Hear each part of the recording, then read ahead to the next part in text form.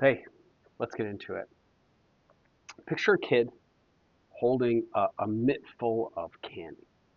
Maybe they have more than enough. But then someone asks, hey, can you share a piece?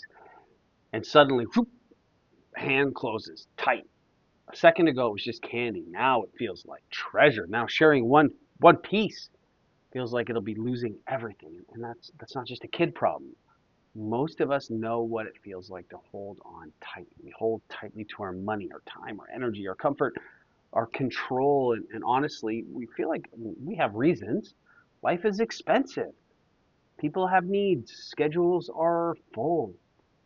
You can give and still wonder, well, like, what if I don't have enough?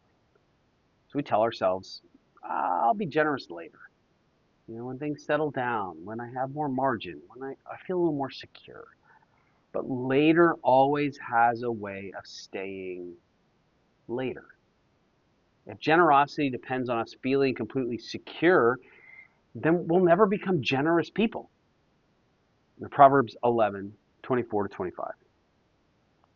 One freely gives, yet grows all the richer.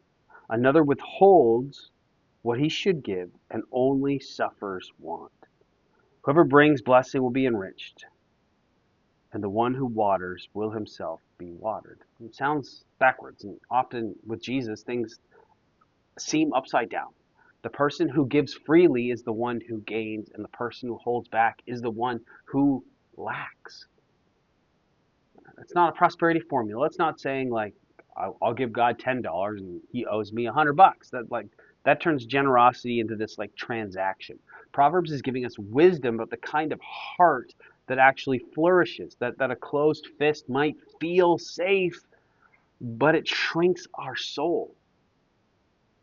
When we withhold what God has called us to give, something happens inside us. We become more guarded and anxious and protective and self-focused, and every need around us that we see feels like a threat. Every opportunity to bless can feel like a loss.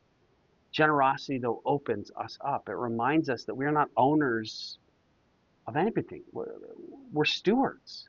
It reminds us that what we have came from God and that other people matter. That generous life, listen, isn't always easy. It'll cost money and time and convenience and emotional energy. And Proverbs is not pretending like generosity is painless. It's saying generosity is the path of wisdom. It's where we see Jesus. He didn't come, he didn't come with closed hands.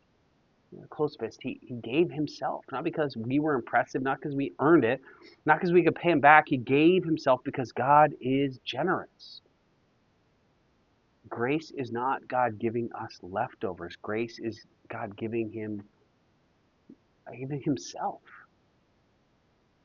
That means Christian generosity should not be driven by guilt. Listen, guilt can pressure you into like one generous act, but grace transforms us into a generous person that responding to the work of God in our lives. So take two steps today. The first, bless one person in a concrete way. Buy the coffee. Send an encouraging note. Make the meal. Clean up. Offer help. Second, ask, is there somewhere that you're withholding what you need to be giving? Maybe it's money. Maybe it's forgiveness or attention, hospitality. Maybe it's encouragement or service. Like the kid holding candy, we often close our hands because we're afraid there will not be enough for us.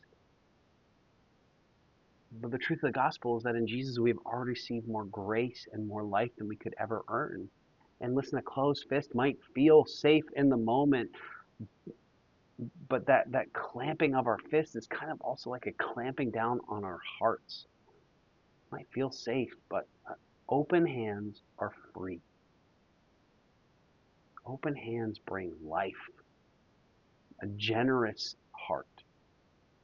And wherever you find yourself, God goes with you today.